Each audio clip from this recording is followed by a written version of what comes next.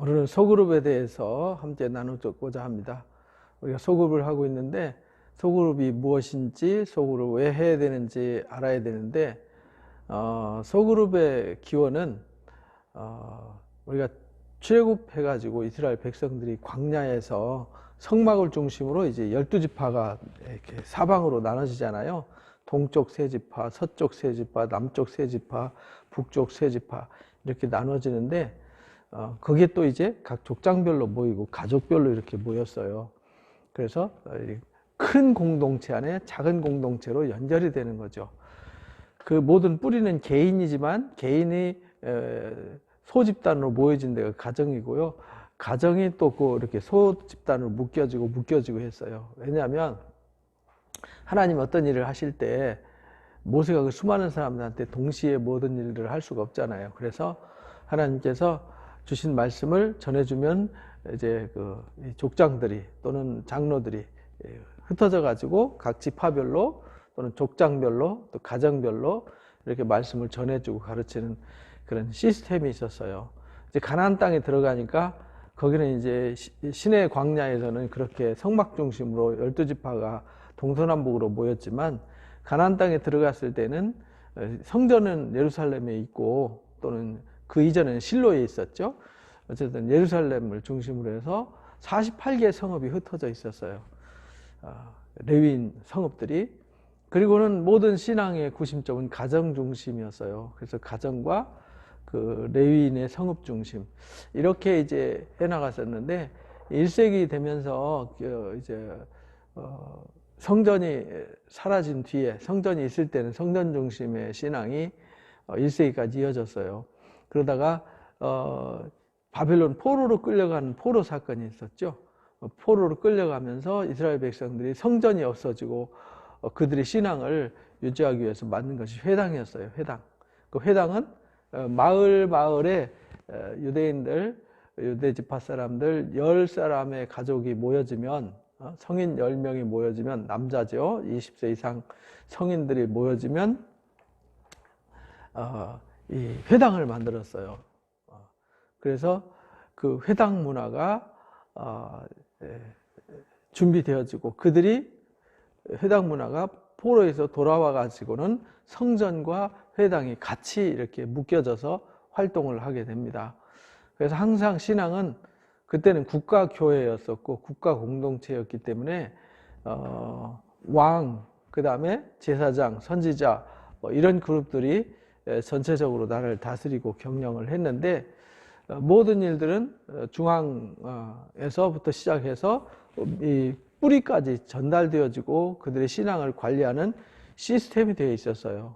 그래서 바벨론 포로로 돌아온 이후에는 이제 회당 중심으로 움직여지면서 절기 때에만 이제 예루살렘 성전을 1년에 3번 찾아가는 그런 사역이 있었죠.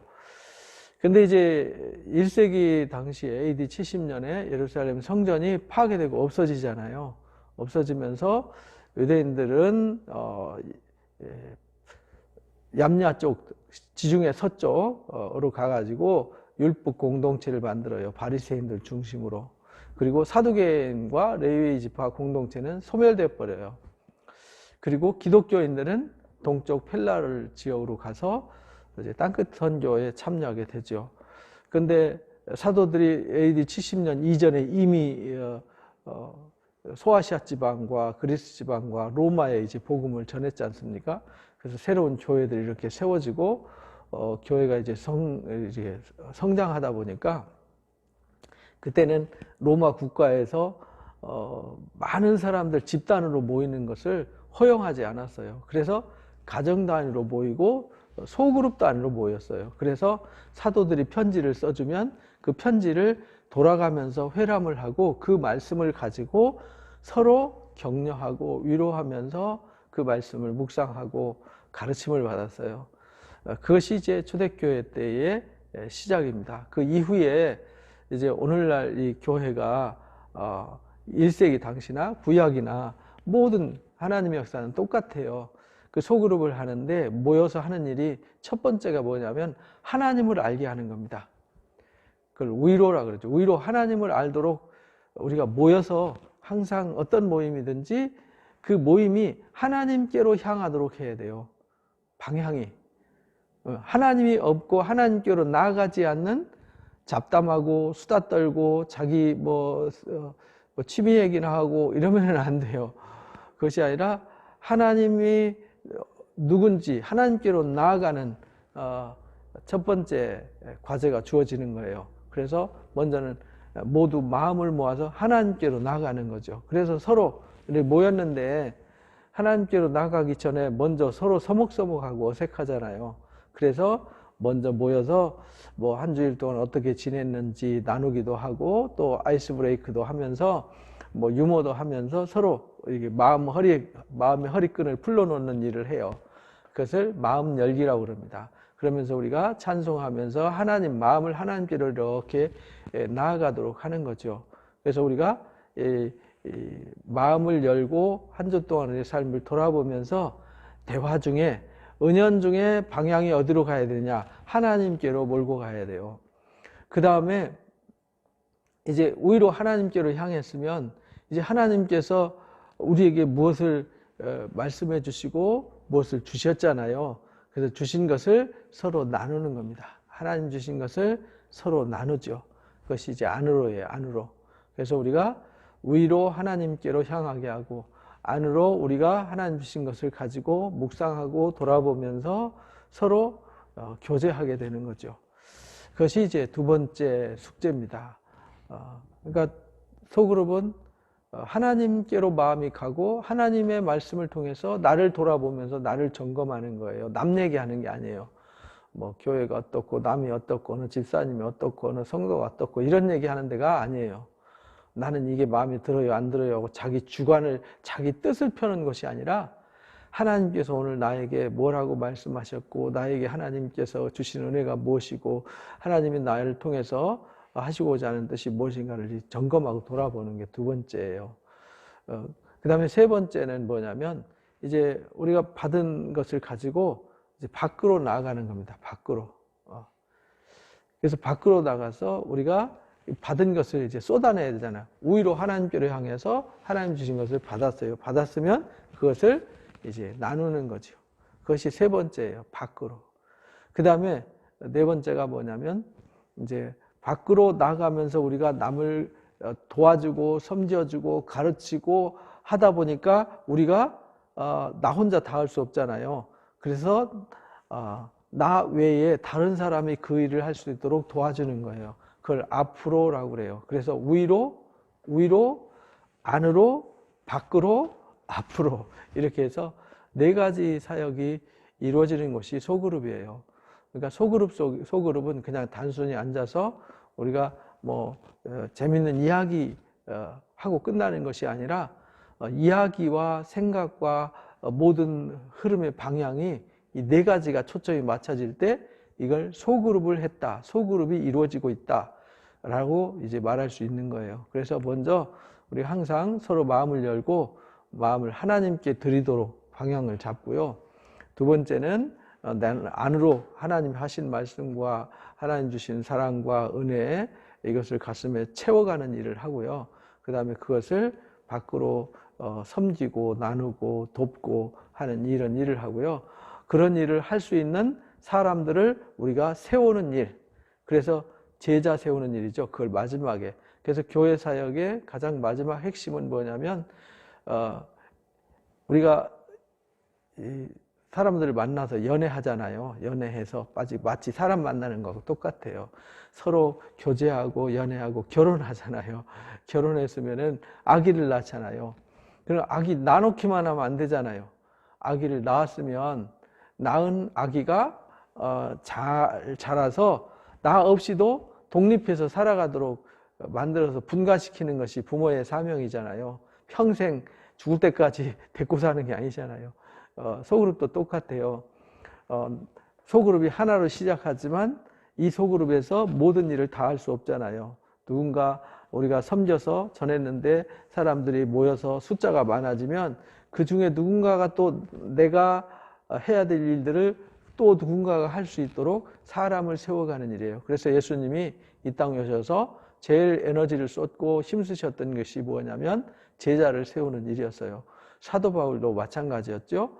그래서 우리가 이 제자 세우는 일은 아주 중요한 일입니다. 그래서 우리가 그 제자 세우는 일에 결론에 이르게 하는 일. 그래서 성도가 성도를 세우고 리더가 리더를 세우고 또 소그룹이 소그룹을 세우고 교회가 교회를 세우는 것. 그것이 이제 교회입니다. 그렇게 해서 복음이 땅끝까지 전해지도록 하는 것이죠. 요즘 신천지가 포교하면서 막 온갖 수수를 써가지고 포교해가지고 수많은 사람들 포섭해가지고 이상한 사람들을 만들었잖아요. 그렇게 하는 게 아니고요. 복음 선교는 남을 속이고 폐쇄적으로 이렇게 은폐해가지고 하는 게 아니고요. 진실한 사랑으로 아주 따뜻한 사랑으로 나누고 섬겨서 세워가는 것이지 억지로 그렇게 막 술수를 써서 인간의 이 방법으로 하는 게 아닙니다. 그래서 교회 안에는 하나님의 방법이 있어요. 하나님의 방법을 따라서 그렇게 소그룹을 만들어서 그 안에서 교회가 해야 될 역할과 사명을 잘 이끌어가는 것, 이것이 소그룹이 해야 될 일이에요.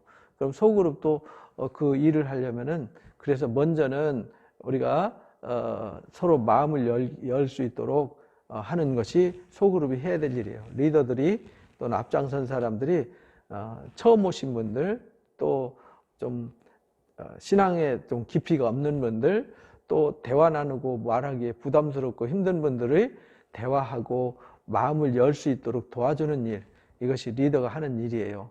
그리고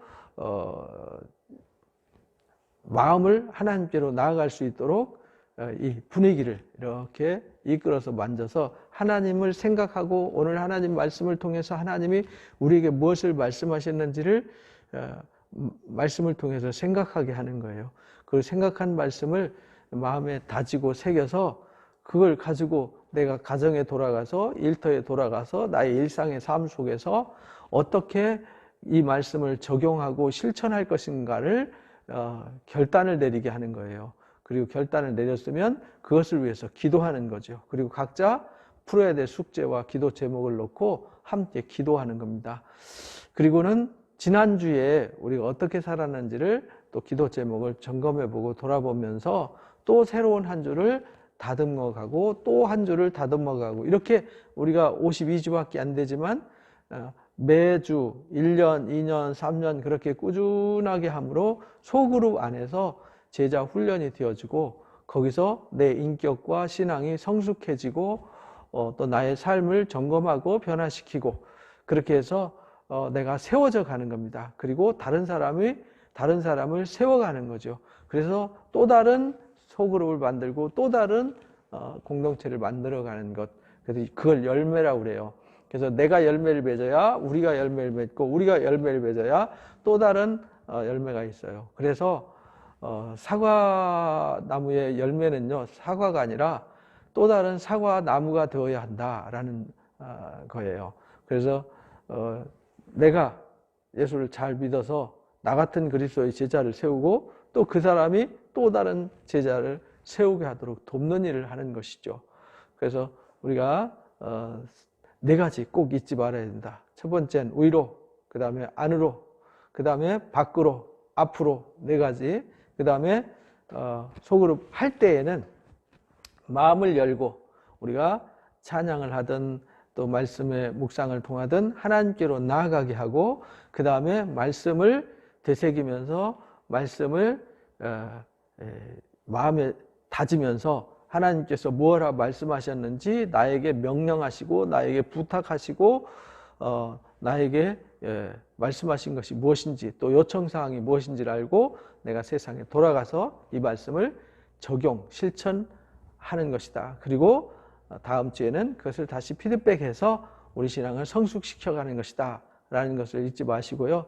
여러분들은 소그룹을 차근차근 배워가고 정착시켜서 여러분들의 삶이 성숙해지고 여러분의 옆에 살아가는 형제 자매들이 성숙해지고 또 아직 하나님 알지 못하는 사람들, 바르게 살지 못하는 사람들에게 진리를 가르쳐주고 진리의 바른 길을 가도록 돕는 귀한 사역이 소그룹임을 아시고 열심히 소그룹에 힘써 주시기 바랍니다. 감사합니다.